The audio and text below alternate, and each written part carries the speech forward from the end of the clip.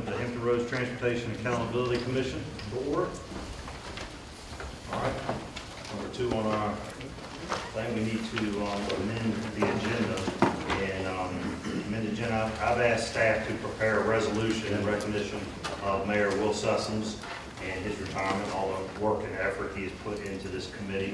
It's on everybody's table to read, and I would like to put that as a consent item number F5, if that's okay. And can I have a motion? Second. Oh, okay. One more amendment. Senator Frank Wagner would also like to add an item to just before we adjourn, and if I could have a motion on that amendment as well. Second. Okay. All in favor, signify by saying aye. Aye. Any opposed? No. Any abstentions? Okay, moving right along. All right.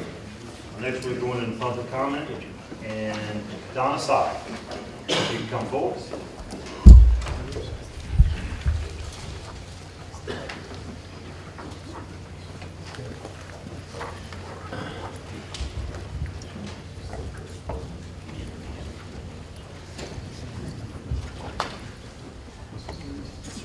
Good afternoon. Good afternoon. My name is Donna Sy, and I live in Portsmouth. On today's agenda, there's a draft of the Public-Private Transportation Act implementation guidelines for the Public-Private Transportation Act of 1995 as amended. What I would like to know is, what are the projects that need to have the private companies make a proposal? You remember when VDOT and the Elizabeth River Crossing signed a contract on December the 5th, 2011 for 58 years. As you know, public-private partnerships between government and business is not free enterprise. Rather, it is right out of the Mussolini fascist model.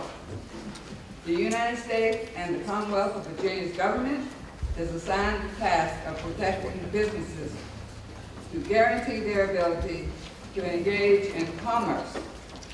But that doesn't mean there should be a partnership between the two. The private-public partnership between VDOT and ERC was a partnership between 2 foreign companies, one from Sweden and one from Australia. They weren't American companies. Look at the MLK overpass. The trucks going to the port and cars coming down to get on High Street has no stoplight. There's a stoplight on Confederate Street, but not one for those trying to get on High Street off the MLK Expressway. I told the engineer, and he said he forwarded the information to VDOT. Nothing has been done to alleviate the accident waiting to happen. Just to get on High Street, I have seen many take chances to get onto High Street. Who is going to oversee that work is correctly done? Who is going to make sure we the people will not be used like the last group of promoters of this anticipated moneymakers for the state? Thanks for listening. Thank you. Thank you.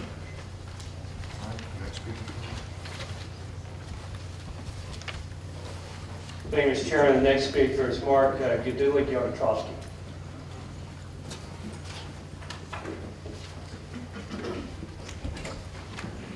Good afternoon, Mr. Chair, Honorable Commissioners, and fellow interested parties. I'm here to echo the concerns, if not the exact phrasing, of the previous speaker. Portsmouth has been the poster child, and Norfolk have been poster children for what's wrong with the PPTA concept. And I've heard in this meeting and in the TPO meeting, as well as a variety of other places, what a bad deal the Commonwealth negotiated in putting together that ERC contract. But the fact that you recognize after the fact that it's a bad deal doesn't mean it's going to stop you from making more bad deals in the future. You have to understand all the aspects of that particular agreement that shouldn't have been part of the agreement. You know, there's a saying that those who want to do something in the worst way generally do. And that's certainly the case of the tunnel project. Because the leadership of our government for the Commonwealth was desperate to get something built. And desperate to get something that included this particular aspect, the private partnership. When the private partners take the profit and the public partners take the risk, that's a real problem. That's not an equal partnership. So, don't be surprised if those of us living behind the toll wall look at the future of P3 with something of a fisheye. You are under the microscope. Make sure that not only do you get the best possible agreement if you should go down this route again, but also ensure that the public has an opportunity to be heard in a meaningful way in terms of the final deal. Because all of us are smarter than any one of us who are just a few of us. Thank you very much. Thank you. Any other speaker comments? No, sir, Mr. Chairman. All right, I'll go ahead and close up public comment and Chairman's comments next.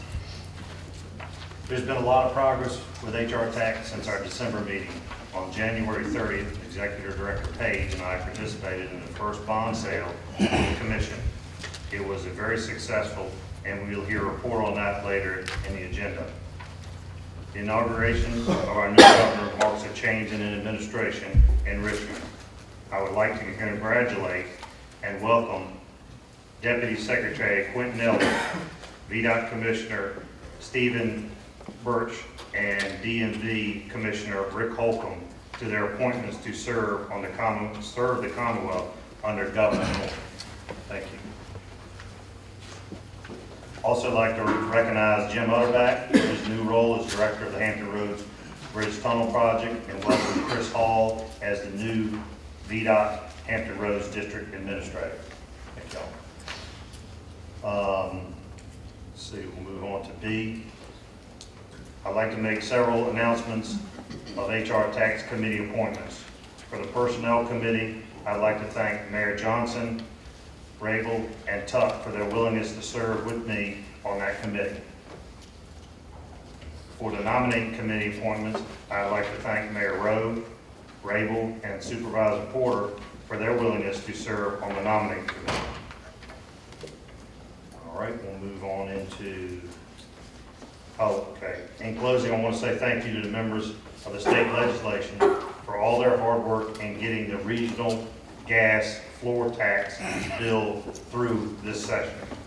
Estimated to be around $22 million a year, the floor will go a long way to stabilize our revenues.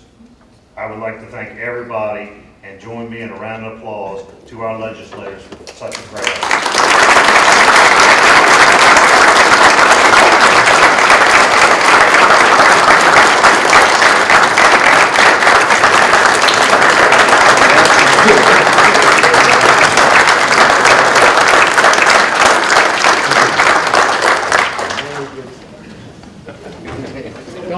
We don't usually get that for tax. I had to wrench Malvin up. Once again, great job. Thank y'all so much. All right, consent items. Consent item A, Director. Mr. Chairman, the consent agenda is a proposed vote in the block.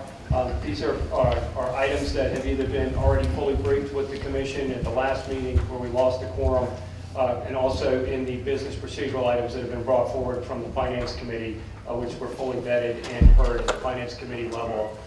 These are business practices of the Commission to move forward, and I propose back to you, sir, that these be voted in the block under the consent agenda. Thank you. Thank you. Do you have a motion for approval? There a second? Second. All in favor, signify by saying aye. Aye. Any opposed? Any abstentions? Okay, move on to item number 6. Thank you, Mr. Chairman, members of the Commission. Finance Committee Chairman Wagner will open with comments, and then I'll provide any technical backup as necessary moving forward. Thank you. Thank you. Thank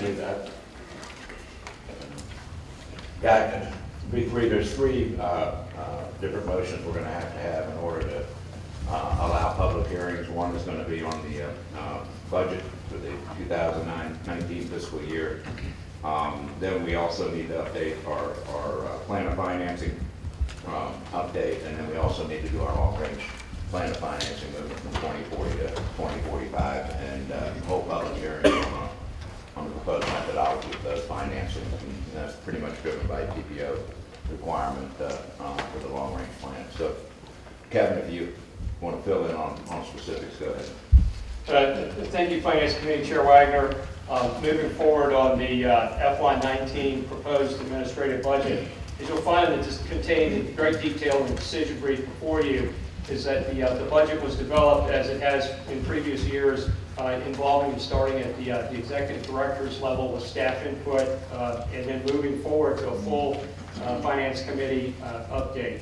What you'll find here is that the base expenditures of the Commission are actually less than the anticipated year, with the caveat that we are seeing an increase of $200,000 within the budget for the TIFIA loan application that we'll be moving forward with.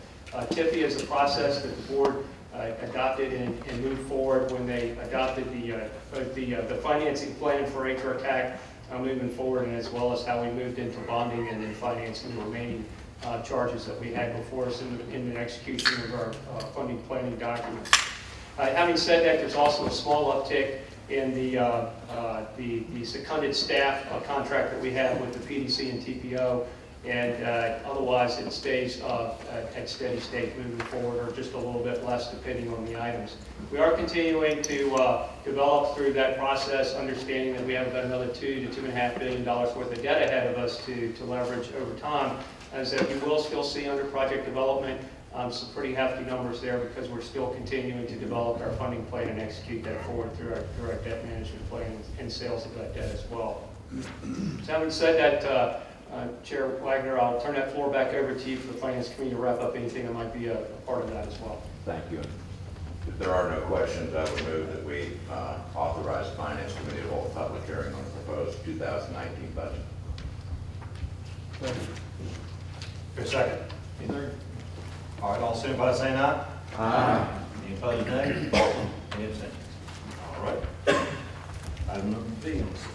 All right, thank you, Chair Hippel, and again, following along with Finance Committee Chair Wagner's opening remarks, and in keeping with the enabling legislative requirement of HRTAC to develop a 4 to 6 year plan very similar to that of the Commonwealth Transportation Boards, the Finance Committee, working with our contracted staff, PFM, under agreement with HRTAC, moved forward for the development of the 2019-2024 Plan of Finance update.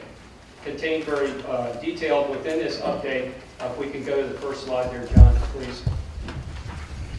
Contained in that update, as you can see in the PowerPoint presentation that's in the packet before you, or you can watch on the screen as well, is that we moved forward with the taking the 2040 long-range constrained long-range transportation plan as it was laid out, working with, and again, I want to thank and acknowledge the board's investment with the Virginia Department of Transportation to develop further project readiness under Alternative A.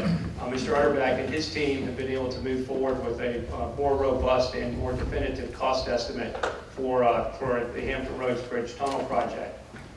So we continue to move forward in the 2024 plan with the projects that we currently have underway, which will end at about $1 billion after some of today's actions. And in addition to that is the Hampton Roads Bridge Tunnel Project, which, as you all are very well aware, in 2024, which is the out year of our 6-year plan. Mr. Chairman and members of the team here today on the commission, please be aware that that will fully set out the Hampton Roads Bridge Tunnel Project. It's within 6 years of reaching and will be delivered. Assuming that moving forward, we had some challenges as to how we went about expressing ourselves in the estimation of revenues. Can we go to the next slide, please? And in doing that, working with the Virginia Department of Transportation, we took a conservative approach on our 6-year program of projects, as you see before you, which will be lining up with the 6-year improvement program, which the Commonwealth Transportation Board moves forward as the governing policy board for the Virginia Department of Transportation and the Department of Rail and Public Transportation. The reason why we went with the conservative approach is that for the first time, the Hampton Roads Bridge Tunnel will appear in the 6-year program, and since this is also a project that falls within the purview of the Commonwealth Transportation Board, as they move forward with that contractual arrangement that we will be developing later with HRTAC and VDOT, it's very important that we align ourselves with the conservative numbers on the 6-year program and then look at the trend line data, which is based on real data estimates on the long-range transportation plan, which we provide to the TPO. Having said that, there's a difference by 2060 of about $1.4 billion. If we take the conservative approach for VDOT, it's obviously less than that. But we felt it was appropriate that we continue with the industrial trend line data, which we've been working with our rating agencies on, which they are very comfortable with, but also constrain ourselves back to the reality of the programs we have under project for Commissioner Fritsch and others to deliver. So having said that, that's where we move forward with our proposal to you today, coming out of the Finance Committee. Speaking for Chair Wagner on this, they opted as well to go with staff recommendation, which was stay constrained and conservative on the 6-year program so that we align ourselves perfectly with VDOT and move forward with the 2045 plan update with some numbers that we felt were more about the historic collections and trend line forward, which is an industrial practice, which we will certainly revisit on an annual basis as we move forward on this. I have Leon Shang is here as well from PFM to answer any questions and go into greater detail. But before you today, John, can I get you to click on with that? Click on one more time. Leon, do you want to go ahead and run through this slide very quickly, dealing with interest rate rises and the appropriateness of us moving forward with this program and staying on track? John? Sure, thank you. In all the previous plan of finance, we have always been incorporating some level of interest rate cushion to be conservative. In the past several months, federal government, as we all know, has lifted up their benchmark rates twice, once in December and again in March. And the municipal bond market, the rates has increased by 28 basis points to 80 basis points. So in light of this environment where the rates have been rising at a faster pace than we previously anticipated, so we increased our interest rate by 10 basis points to 25 basis points to ensure that our plan of finance is conservative and prudent. Next slide, John. John, moving ahead on the 2045 long-range plan of finance results, if you could just give us a quick overview of how you inserted in your model that you're running for HRTAC, how HRBT is going to fit in.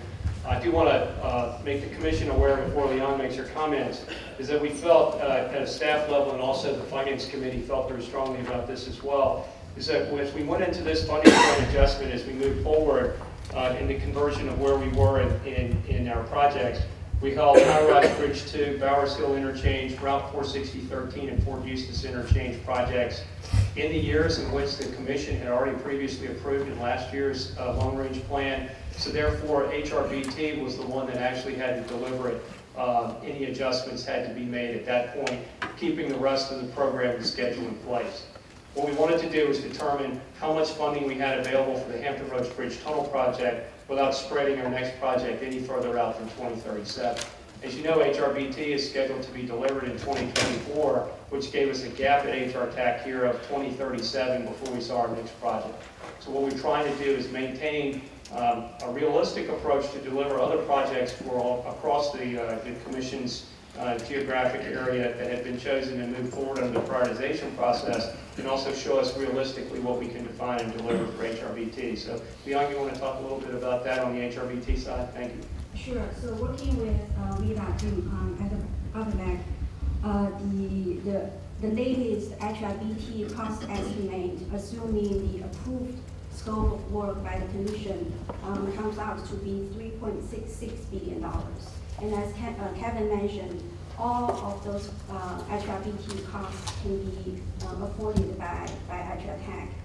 And while we are reviewing these results, there are two things that we should keep in mind. The first thing is that there is a $345 million toll revenue debt component in the financing mix. And that is assumed that HRTAC collects and owns all the toll revenues, future toll revenues.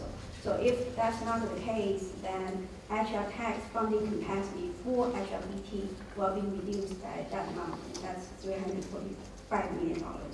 And the second thing to keep in mind is that for this long-range climate finance, we are using the historical trend line HRTAC revenue projection.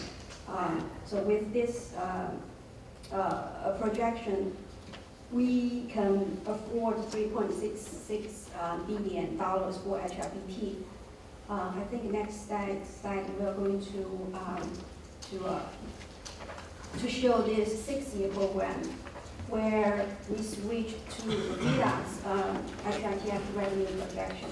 And this revenue projection is lower than the trend methodology. So because the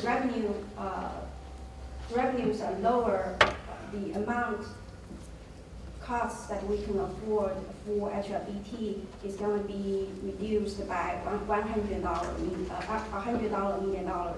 So we can only afford $3.56 billion for HRBT. Now, Leon, if I can interject, with the $100 million disparity between our trend line versus VDOT's, is that we are not in OT at this time, including smart scale. It would be counterintuitive, I think, for us to come to the Commission with a funding plan recommendation with smart scale in it, because as you know, smart scale is a competitive program and one that requires a very rigorous and protected through the Code of Virginia process as to how we would compete for those funds. We feel very, very comfortably to say that as we've seen in the historical data that's been before us in smart scale, that HRBT will be a very competitive project and one that we can certainly hope that we will get an award from the Virginia Department of Transportation through the Commonwealth Transportation Board for that state high capacity, very high priority project. Mr. Chairman, I had a question for you. Yes, sir. She's talked about an assumption about revenues, we would not receive revenues, and was she talking about, she was talking about tolls?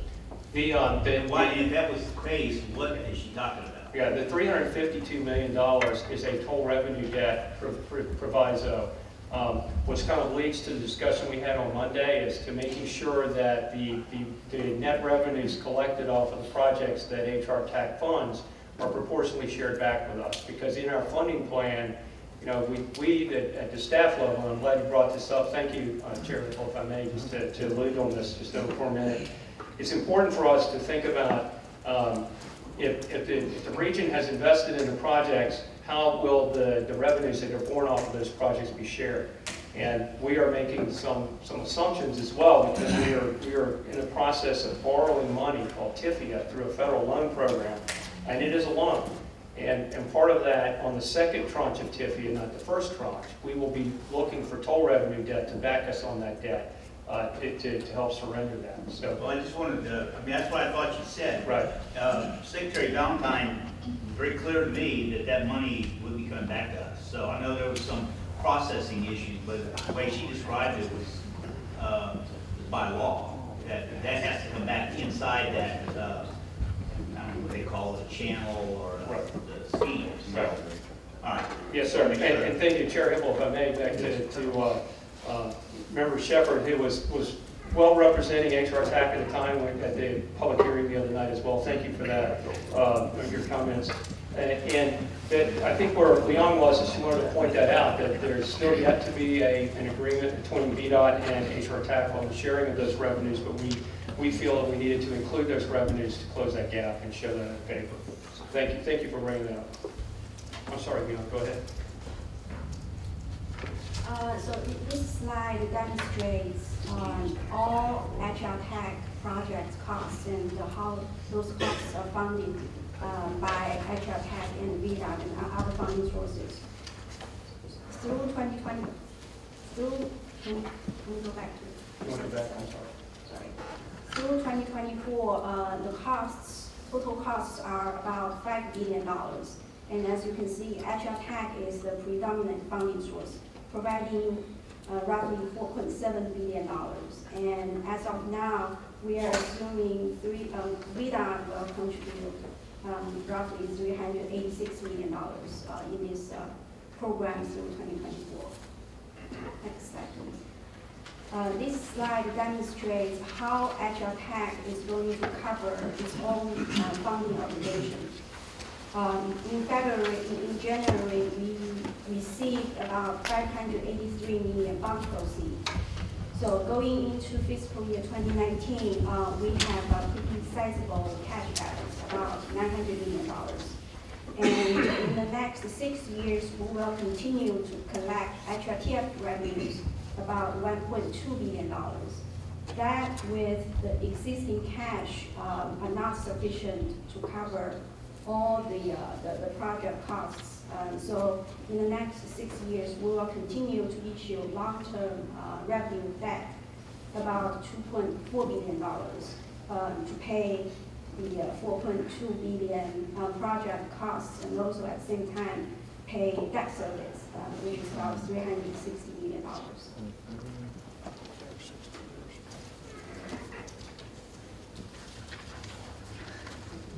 Okay, Leon, does that conclude? Yeah, okay, thank you. And in all of the fine print that you might want to read with your magnifying glass when you get home tonight, here it is in a very transparent way. But also small print. The entire schedule from the inception of HRTAC until today. So, Mr. Chairman, I'll turn this back over to Chair Wagner of the Finance Committee to wrap up, but this was a combination presentation for both what's known as agendas 6B and 6D. Thank you. Senator? Thank you. Unless there's any questions, I would move that we authorize the Finance Committee to hold public hearings on both agenda items B and C, and make that motion in block. Second. Second. All in favor, signify by saying aye. Aye. All opposed? Nay. Any abstentions? All right.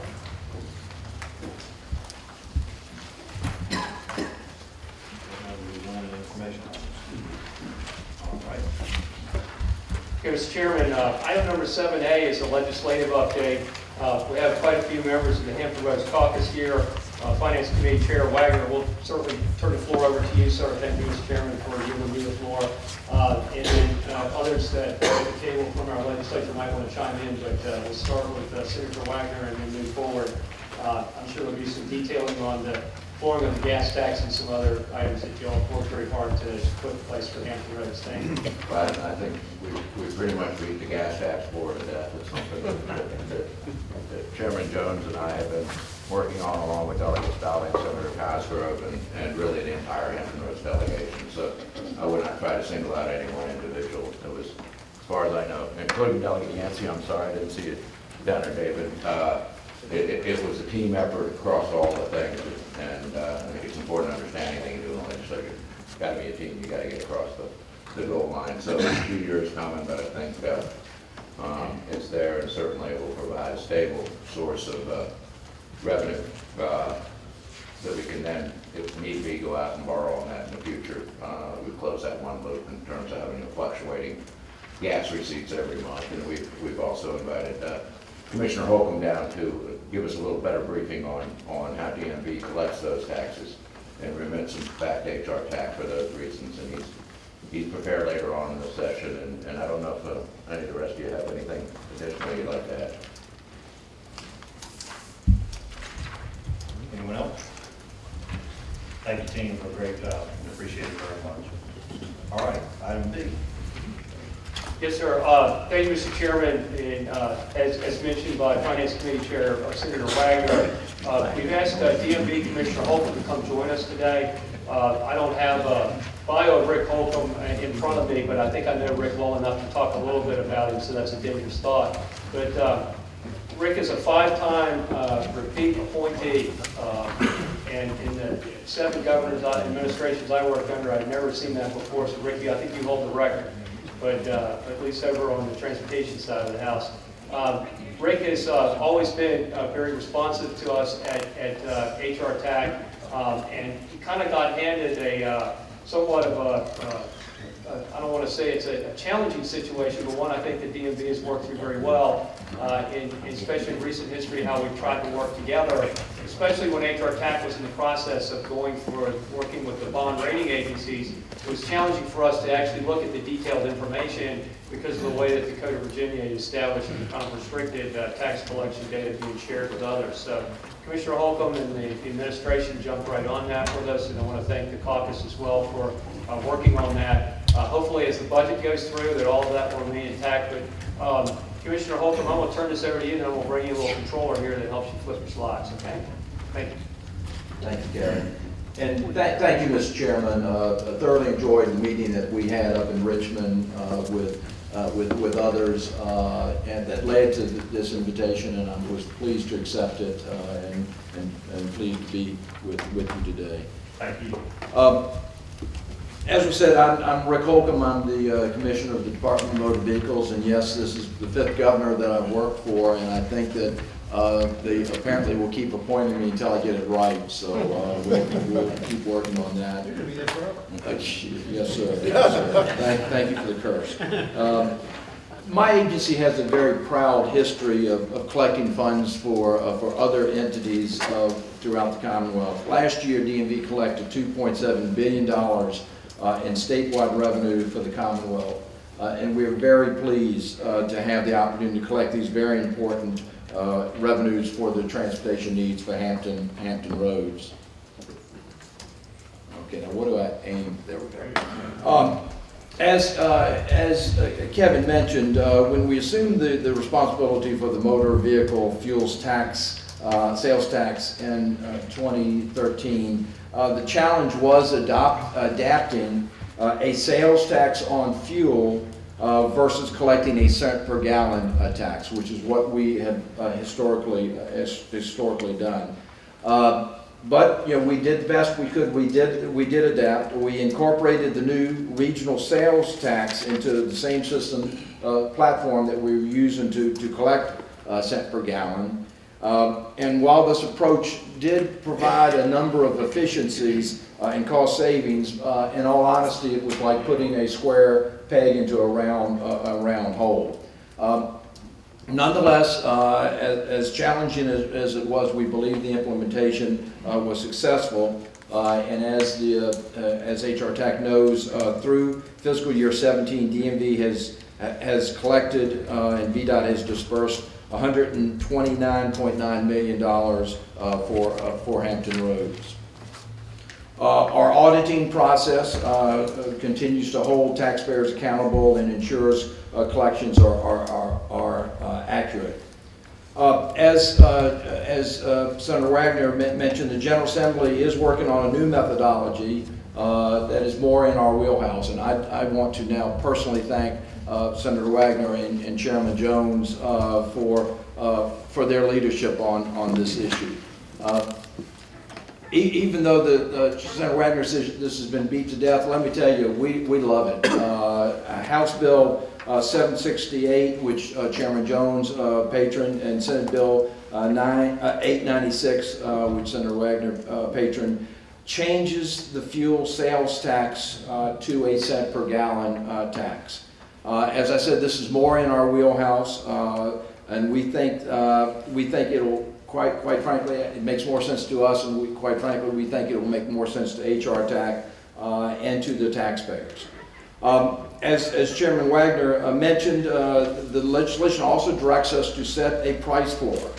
It will be determined by taking the statewide average wholesale price as of February 20th, 2013, which was $3.36 a gallon for diesel and $3.17 a gallon for gasoline and all alternative fuels, and adding a distributor's charge to be determined by DMV with input from our stakeholders.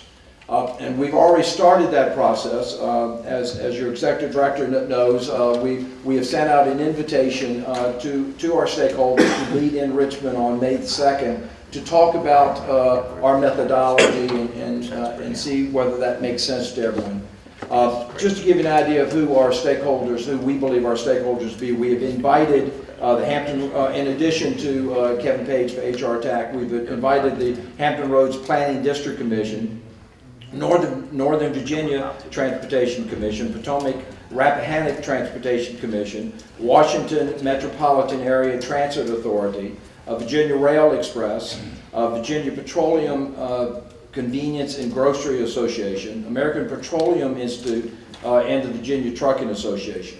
We've also invited representatives from our Secretary's office, from taxation, from the Department of Planning and Budget, from VDOT, and I'm telling my staff here, we probably have to add the Department of Rail and Public Transportation, as well as staff from the Finance Committee and the Appropriations Committee, because it is important that all parties understand and be comfortable with the direction in which we're going. During the regular session of the General Assembly, both houses provided DMV with the authority, as Kevin was mentioning, the authority in their budget to share tax data directly with HRTAC executive director or his designee. I'm pleased that the House has included that language in their budget. And I'm very confident that Senator Wagner will ensure that language is included in the Senate budget. My personal hope would be that we include that language in the caboose so we can start providing that information to HRTAC immediately. Also, as you may know, the General Assembly passed a couple of other bills, House Bill 1539, patroned by Delegate Hugo, and Senate Bill 856, patroned by Senator Saslaw. These bills deal with how the revenues are going to be distributed in Northern Virginia. They have no impact on HRTAC, and just wanted to make sure that there was no concerns about those bills. Now, on the implementation, we want to make sure that this implementation is easy for the taxpayers. And while quite frankly we had preferred a January 1, 2019 implementation to coincide with the rollout of our new tax system, I can tell you my boss, Secretary Valentine, was very insistent that we roll this out July 1, and we have taken that direction, and we will make that happen. What that means is for that 6-month period between July 1, January 1, that's probably about $10 to $11 million of new revenue for each of the three commissions. Goals for the July to December 31st interim system, we want to maintain full automated and electronic process because you'll remember at one point we were fearful that the taxpayers might have to go to paper filings. We want to make sure that we can continue to automate it, use the system. We want to minimize impact on filers. And avoid requiring filers to make multiple changes to their system. And we want to minimize vendor system changes and the associated cost. I want to tell you, I want to commend our current vendor, Conduit, who is working very aggressively with us to make sure that we meet the July 1 deadline. And quite frankly, let me tell you, we will meet it. I'm 100% confident on that. Currently, taxpayers use ASCII, flat files, EDI, or web returns. We envision that the new process will support those current filing methods and will not require taxpayers to make any system changes. Web filers might see a slight modification to the layout of the web return, but the actual process won't change. And taxpayers will be required to ensure that they accurately report gallons on returns to support appropriate calculation of tax.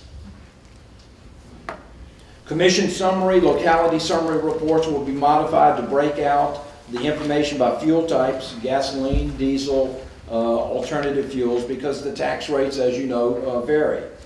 Taxpayers will be notified about the July 1 change through our filing portal and by special bulletins that will start going out next month.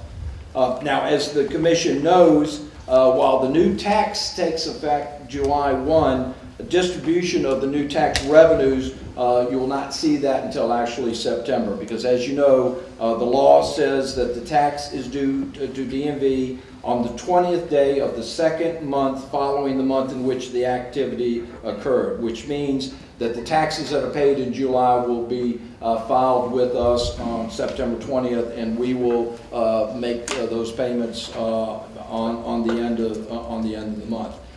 As your chairman said, we agree with the Department of Taxation's forecast that this new methodology with the floor will generate about $20 million on an annual basis. As I said, as we're getting ready for the July 1 rollout of the cent per gallon approach, we are also working with our new vendor, SICPA. Not sure who came up with that name, but that's the company's name, SICPA. And we're on target to implement the new system in December with a go live of January 1. Now, key enhancements to the new system: tax filers and commissions will have a primary account holder to manage their accounts, create new users, and assign system roles. Electronic filing of returns and payments will continue, but will be in real time. Customers will be able to apply for licenses online and receive them electronically, and communications with taxpayers will be automated within the system with email alerts to notify of the communications. Taxpayers have been notified of the new system, and we will be making sure throughout the fall that they understand the new system and how it works. We'll conduct webinars with our filers as well as communicating with them on the new system. We also will be working very closely with the Virginia Petroleum, Convenience and Grocery Association and the American Petroleum Institute throughout this process. Whoops, I'm sorry, I was actually a slide behind. Mr. Chairman, those are my remarks. I'm more than happy to answer any questions that any member of the commission might have. All right, any questions for Mr. Hall? Could you introduce your staff that you brought with you? Yes, sir. Let's see, I'm not sure where everyone is, but I've got my assistant commissioner for law enforcement, Joe Hill, and Joe has under him not only law enforcement but audit, and we've been taking a very unique approach on the audits, not only in auditing, but we're using our law enforcement to visit our retailers to just sort of look at their records to see if there are any particular distributors that we should focus on. Patrick Cushing is next to him. Patrick is the one of my directors of audit. He has become Hampton Roads has become his project, and he and two auditors are working this. Rena Hussey is my assistant commissioner for motor carrier, and with her is also Tammy West, who is my director of tax services. Matt Leary, who is my legislative, he's the person who goes with me to the legislature and keeps me out of trouble or writes down all the promises that I tend to make to members of the General Assembly to make sure that I fulfill them. And then back here I've got Scott Cummings, who's my assistant commissioner for finance. Before anyone thinks that we're wasting a whole lot of taxpayer dollars by having all of these DMV people down here, this is a very important partnership to us. And I wanted to make sure that the commission knew that we're all in on this. And while we might have had a bumpy start, it's smooth running at this point, and everyone is involved in it. So thank you, Ms. Chairman, for allowing me to introduce my staff. Thank you, and appreciate you and your staff coming, and appreciate the meeting in Richmond. That went very well, and that was a production of what we ended up with today, and very informative, so thank you very much. All right, moving on to information item number C. Thank you, Mr. Chairman, members of the commission. Thank you, Mr. Holcomb, for coming down today and your team. We have before us just an update on where we are with the HRTAC initial Hampton Roads Transportation Fund revenue bond sale. Leon, where did you go? Here you go. I'm going to bring Leon back up to the podium. But while she's doing that, I'm going to try to fast forward a little bit through some of these slides for you to keep us under an hour here on the meeting. If there is greater detail that the commission would like to see, I'm going to go on a run through. We did do the bond sale, as Chair Hippel mentioned in his opening remarks, on January the 30th. Moving forward with that, it was a very successful sale. We had in the running with us at the same time, we had a turnpike, a debt in Pennsylvania that got pulled at the last minute due to a court case, so it helped us rise immediately to the top. Otherwise, that would have been $1 million worth of debt that was running out there with us. We had the Ohio Turnpike Authority and also Hawaii. The state of Hawaii had a transportation effort out there as well. Those two other competitors for us, we outperformed. Our rating was a little bit below theirs, but we were an inaugural bond sale. The market responded very quickly to that because we did have an S&P AA and a Fitch AA plus on our ratings. And I want to thank some of the members of our legislative caucus that had run into these folks at the rating agencies, apparently at a function dealing with some state debt that was about to occur. And it really helped us out, and I want to go on record of that. And again, thank those that did from the state legislature that are on the commission, who had the chats with the rating agencies that helped kind of bring to full center the relationship of HRTAC and how the legislature was solidly behind us in the creation of HRTAC and also understanding what some of our challenges were moving forward. So again, I wanted to thank everyone that was involved in that conversation as well. We also, and Leon, I'm going to get to you in just a second. What you find here is in our line of work here at AA plus is the best you can get. So we did AA plus and AA were the two of the three ratings that we used. We've got that in greater detail. And I want Leon kind of just to walk through with you all the reason why the bond sale was so appropriately timed.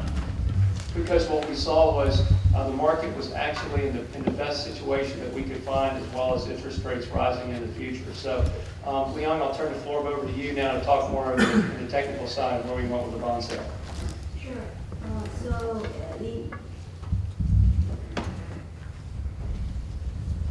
So as we mentioned earlier in the previous presentation, interest rates have been rising at a faster pace than we anticipated. And in January, there is a kind of a market volatility when before we stepped into the market, but the market still held, and the transaction was a success. And we can see that in the slides later. So this slide just to show you the progression of the rising interest rates for the past from early 2017 leading up to our bond sale. Interest rates increased by almost 50 basis points, that is half a percentage in the early part of the curve, and about 40 basis points in the latter part of the interest curve. And we probably don't need to go into all the numbers here, but the key takeaway is that, I'll flip to this table. During the sale date, and the column on the far right side shows that for each bond maturity, the level of investor participation, how much bonds invested wanted versus how much bonds we offered. So in almost all the maturities, our bonds are well oversubscribed. And because of this tremendous reception from the investors, that allowed HRTAC in a position that we can renegotiate the pricing with the investors. So we increased our selling price and reduced the interest rates. Here, again, in the far right side of the table, you can see we reduced the interest rates by almost 5 basis points to 11 basis points in the early part of the curve. The only exception is the long end of the amortization in the 2057 term bonds, where we have less demand. But for that term bond, we did not raise the price. We changed the coupon rate to attract the demand. So we did a quick calculation. Because of this demand, HRTAC saved about $8 million debt service over the course of the bond. Leon, Mr. Chairman, if I may inject here, and you were there with us hand in hand through the pricing. It was so good to have PFM at the table with us because Leon was able to run. She's a math whiz, I'll have to say that. She was able to run her model so that we went basically back to the market and we changed the terms that we'd offered. We were so oversubscribed in some areas, sometimes 6, 7, 8 times oversubscribed, that the market responded and actually took a lower interest rate, which did save us, as you mentioned, Leon, about $8 million in debt service over time. So that was our negotiating point that we had at the table with us with this inaugural bond offering. And then on that, while we were going through this, the market shifted up twice during the 3 hours that we were on the pricing run. And we held our ground, as you can see, and ended up coming out ahead in the end. So again, I wanted the commission to understand the value of having PFM at the table and had them under agreement with us to work through us and walk us through this sale. Thank you. Yes, it was a good day, and we were able to get a lot done, and soon we'll be going out again. So that hopefully will do as well as the next run, not better than we did the first run. But for our first time out, it was a good day and a lot of savings, and yeah, the team did a wonderful job up there, so thank you. All right, information, item number D. Thank you, Leon. Item D, Chair Wagner, I think I'll put that back over to you, the Finance Committee. I think you have the summary of where we stand financially. We call it the Netta sheet, I think might be before you there, moving forward with that. I think just pay attention to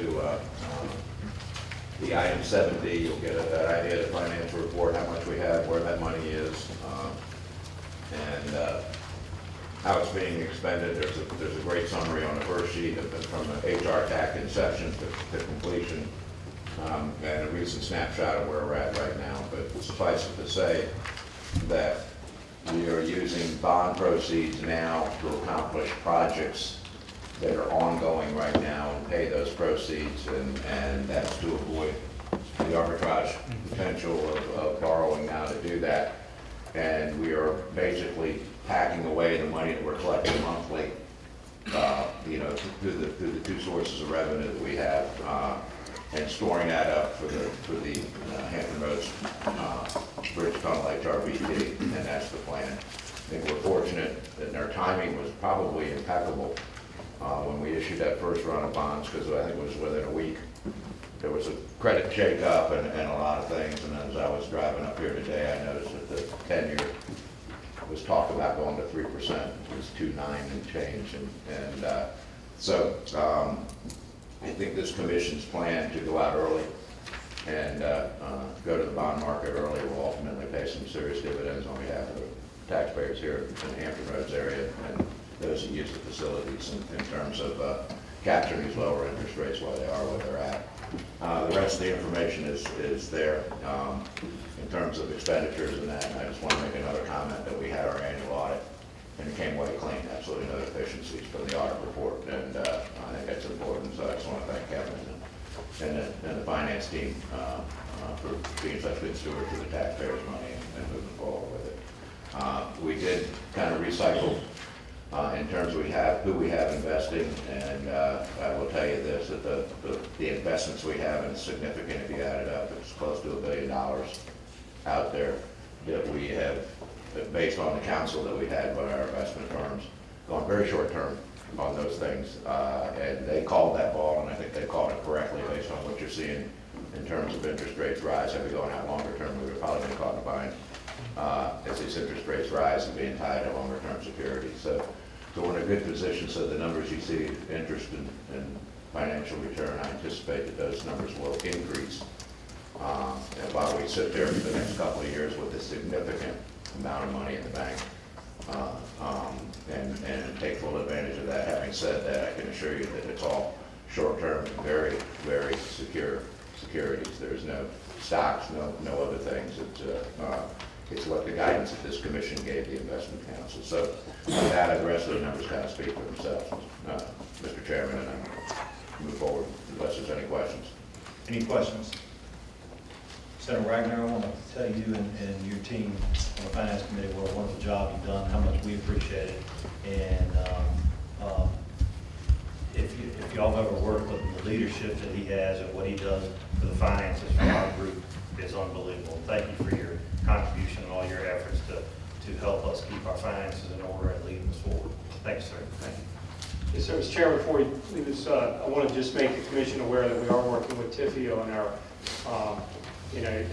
next step with them with the TIFIA credit program is that we'll put in a letter of intent and interest, letter of interest, and that expression of interest will work with the council on right now and VDOT on sometimes tweaks, and we'll be moving forward with that. It's a non-committal document that moves forward, but there is a $200,000 estimated cost that's in the commission's proposed budget, so we'll be moving forward with that in a more deliberate way once we get that $200,000 into the budget in June. So just wanted to make the commissioners aware that the next step that the Finance Committee is working on with us, Chair Wagner and others, is TIFIA. TIFIA right now is a very good loan program. All the debt that's been sold to date, plus the TIFIA loan, will be based on the good work of this commission in doing its reimbursement resolutions on the front end, having bond counsel up early, and moving forward with these PAYCO projects and allowing us to amass cash to get ready for HRBT. So just wanted to mention that in summary before we go away from the finances. Thank you. Thank you very much. All right, next, information item number E. Yes, sir. Mr. Chairman, you'll find in the information items in your packet is that the Virginia Department of Transportation has developed a very good resource document, which are the HRTAC project updates. These sheets are very good source of information, come to us once a month. Also, they do have website locations for all of our HRTAC projects. And I want to thank Commissioner Bridget for your team that has now placed on all of those website front pages the HRTAC logo and given us full credit for the participation that we had in the interesting project. So I want to thank VDOT for doing that. Jim, do you have some comments you'd like to make? Now that you're no longer administrator on our back, it's almost like a soap opera. Today, acting in behalf of I'll add a couple things to the attachment there that may or may not know. Just throw a couple projects. Before you meet the next time, so it will be June. So the segment 2, I-64 widening, you will see the first lane shift. So they should be moving traffic onto the intermediate pavement from the west end coming from about the first third of the project. So they'll do that traffic shift. You should see that. On the south side, the first phase of the 264 interchange, if you've been by there, you can see where we're replacing the bridge girders. So the steel going down. They should be able to get all the way around and get over Curlew and HRT by the time this board meets again. So you'll see significant progress on both those projects. I do want to say those two, the reason I bring them out, they're in the bell lap, so to speak. So they're in the last year. They'll finish in 19. That's what we're shooting for. They're on schedule. My successor and the district team will bring those in. I will, none of these things, you get over $100 million, none of these projects are easy. If you watched the segment 1 with the contractor there, it was all hands with VDOT and everybody running that last lap to get it in. So I would see a lot of activity picking up on those two projects. Last thing I'll mention, obviously, is now near and dear to me is the HRBT, so we are going through the short list, and we'll make a recommendation to the commissioner, and should announce that by the end of the month, so very soon. There are, as a reminder, there are 3 contractor JVs involved. And we could shortlist up to 4, but we also, each one of these joint ventures could submit for either tunnel method, either a bored tunnel or an immersed tube tunnel. So we will qualify those based on our criteria. When we go into the RFP, they will only be able to select one method. So they'll have to determine, based on the technical requirements, which way they go. More to come on that. Again, if we make a recommendation to the commissioner, we should be able to announce that this week. Thank you very much. Once again, thanks for all your hard work with VDOT, and can't wait to get you over there with HRBT and get that moving. And of course, that's going to come in on the budget on time, and we're just looking forward to that project going on. So thank you. Next will be amended F. Senator Wagner. Yes, Mr. Chairman, if I could come up here. Yes, sir.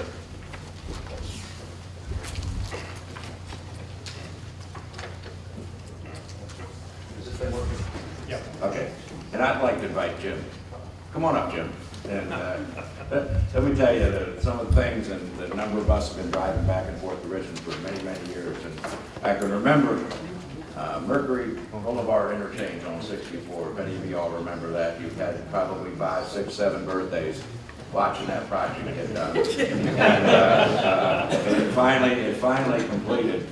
And then we watched phase 1 of 64 get done in such a rapid fashion. And while certainly the General Assembly and work together to provide a financing mechanism for these projects, I think if 10, 11 years ago, you thought for a minute that we'd be driving through a New Hampton Roads Bridge Tunnel in 2024, I would have told you out of your mind. And but I will say this, I had an opportunity coming up, so pleased with what I saw on phase 1. Phase 2 wasn't coming along, and I picked up the phone and called Jim and said, what the heck? He said, don't worry, we already burned a new one, and we're on top of it right now. And you can see phase 2 really coming together rapidly, and just the amount of projects. You know, the enablers of the General Assembly, and certainly everyone in this room, but somebody's got to get these projects done. And when I compare Mercury Boulevard interchange versus what I see going on now, we have really a special person that we've been very, very fortunate, I believe, in the Hampton Roads area that VDOT assigned Jim Utterback to our region. Chris, we're looking forward to all the things that are going to happen, but I'd just like to take a special moment to recognize Jim for everything he's done on behalf of all of us in this room in terms of restoring what I believe many in the Hampton Roads area thought was a tarnished image of VDOT into something that I think we can all be proud of. And I think every one of us in this room has had feedback about how amazing it is, how wonderful it is to see these projects getting done, how great it is. And so on behalf of the General Assembly, Jim, we all work together and pass the commending resolution on your behalf. And if you have just a moment, I'd like to read it real quick, because I learned a lot about Jim when I read it.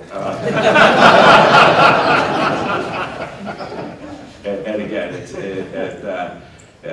James C.S. Arnebeck, a talented administrator who has spent nearly 20 years with the Virginia Department of Transportation and selected to serve as the project director of the Hampton Roads Bridge Tunnel expansion project in January 2018. And whereas James Jim Utterback earned a bachelor's degree in mechanical engineering from BMI and a master's degree in business administration from Webster University of Missouri, he served his country in the United States Air Force for nearly 10 years and later retired from the Air Force Reserve as a lieutenant colonel.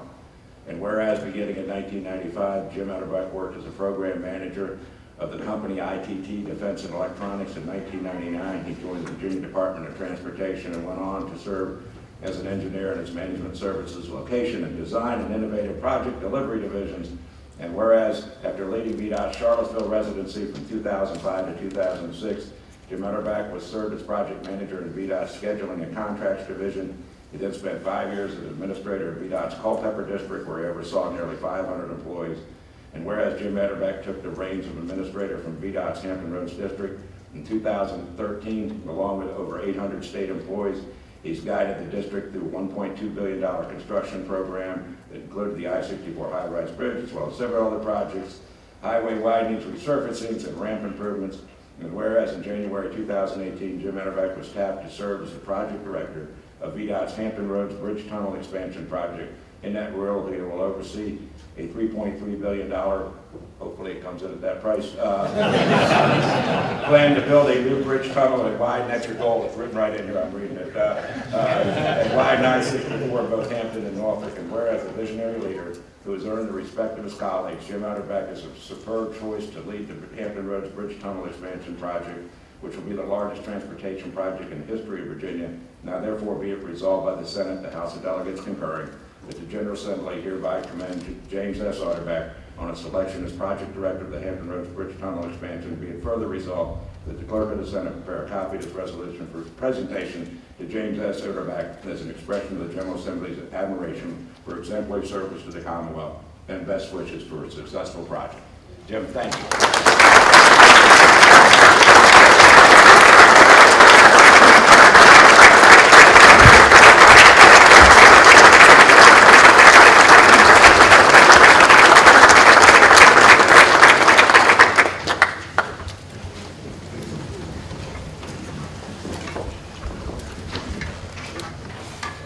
Now, that's the way to end the meeting. Our next HRTAC meeting, annual organization meeting, will be June 21st, 2018 at 12:30 p.m. in the regional building boardroom. And with that being all of our business, do I hear a motion for adjournment? Second. All in favor, signify by saying aye.